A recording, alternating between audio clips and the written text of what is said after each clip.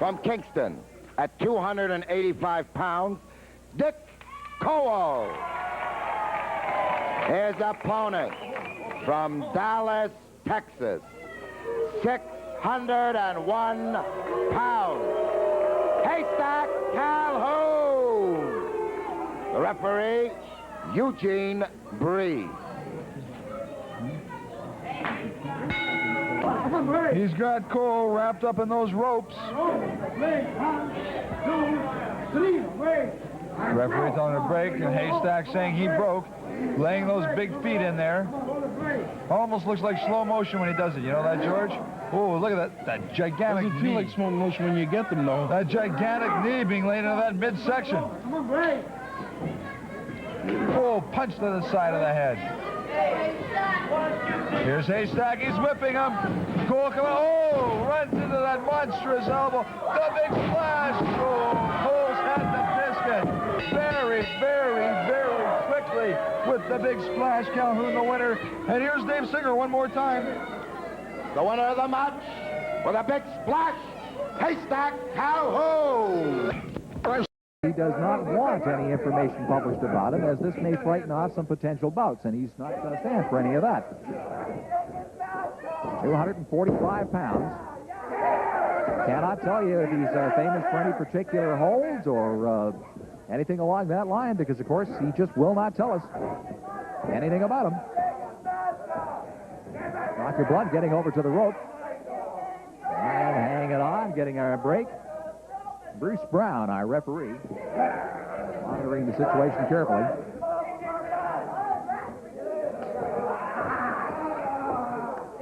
And the referee brings the arm around the back very quickly. Ron Starr.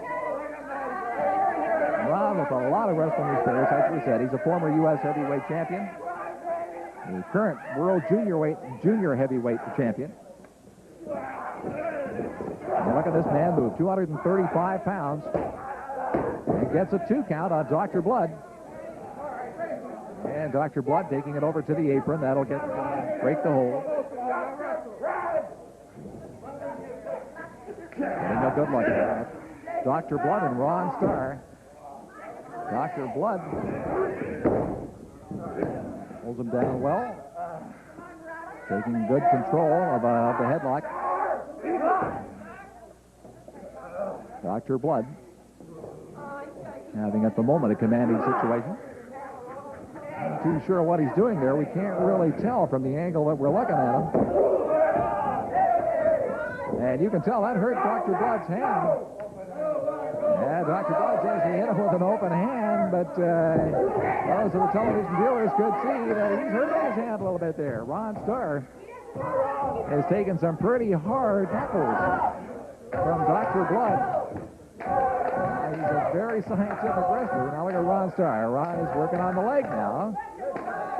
Watch Dr. Blood. There again. And you'll notice just as the referee gets around the far side, and Ron Starr gets a closed fist. Now referee Bruce Brown just can't be everywhere. Look at that. Ron Starr just picks him up and moves him over. No problem at all. And Dr. Blood is saying, hey, wait a minute here. Now, while referee Bruce Brown was having a quick conversation with Ron Starr, we saw Dr. Blood, I think, was doing a little playing possum there as he seemed to get well awfully quick. Ron Starr taking a bit of punishment here from this Dr. Blood. Once again, Dr. Blood is 245 pounds. Ron Starr at 230 pounds. Fairly evenly matched for weight.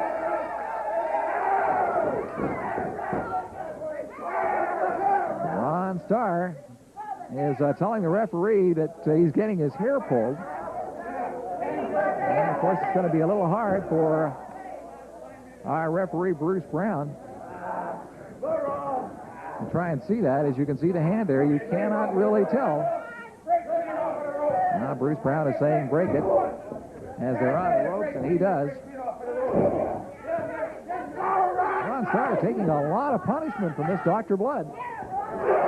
And comes back with one goodie of his own. Ron Starr getting into a boxer pose here, and he threw a pretty good close fist.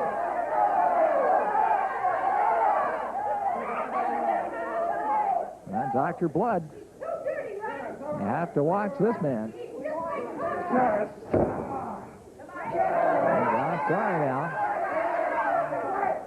Very quickly works on the left arm of Dr. Blood, and that's got to hurt a little bit. Look at this, and we're going to try and take it around one more time. Oh, and then put the knee in there. Now that really smarts. Well, once again, Ron Starr. Ron's most famous hold, or the hold that he likes to use most, he tells me, is the running knee lift. Now, he's not had an opportunity to use it in this match so far, but you can keep your eyes open for that one. Knowing a fellow like Ron Starr, if he gets the opportunity, he'll certainly use it. Look at him come back out of that one. Now, you can see a little bit of the experience showing here. 10 years as a professional wrestler with the titles that he's held. A very agile man, this guy Starr. And once again, just does the body drop on the arm of Dr. Blood. And now we're just going to see if we can't pull that arm right off. That's a very painful hold. Ron Starr knows how to apply it to best advantage. Looking to work on this.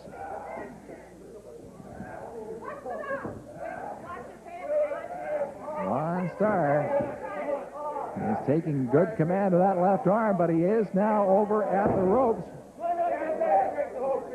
And, of course, Bruce Brown telling him to break the hold clean, but that is not being applied to very much in the case of Dr. Blood. Now Ron Starr getting thrown around a little bit. Dr. Blood seems to have got his energy back. Going to work this into a choke or a sleeper, one or the other. Well, it looks a lot like a sleeper. Trying to put it on there, couldn't really. And a little takedown using the trunks. Bruce Brown saw that one, tells him to break the hold. And he does. However, not for very long. Ron Starr on the wrong end of the headlock right now.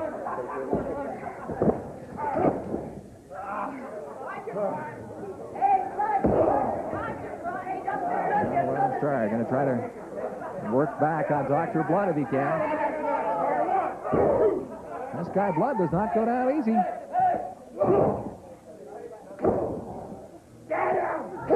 Doesn't have the speed of a Ron Starr, though.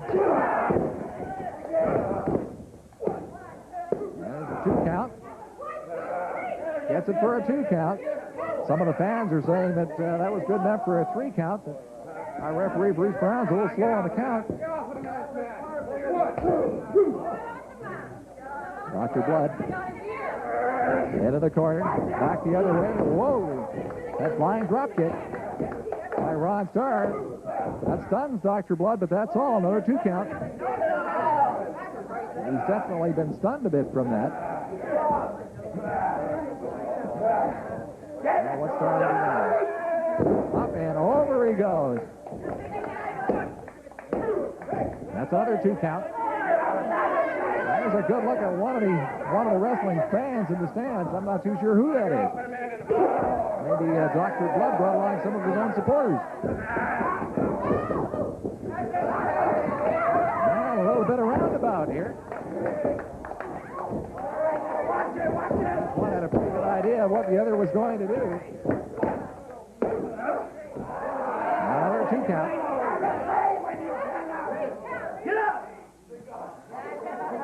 Ron Starr giving Dr. Blood enough time to get his breath back.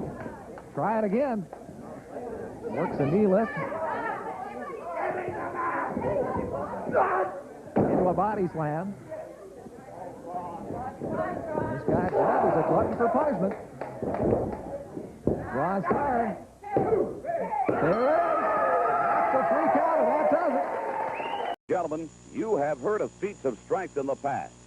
Jerry Blackwell, the 468-pounder out of Stone Mountain, Georgia, at this time is going to attempt to drive this spike into the board you see here on your television set at this time, something I have absolutely never heard of in my life. Mr. Blackwell, in fact, if you can do this, I would have to state unequivocally that this would be another impossible feat, absolutely incredible. So at this time, Jerry Blackwell, and watch this very closely, is going to attempt to drive a spike into that board at this time.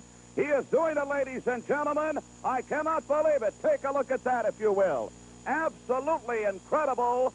Jerry Blackwell with an absolutely fantastic feat of strength, driving a spike through this board.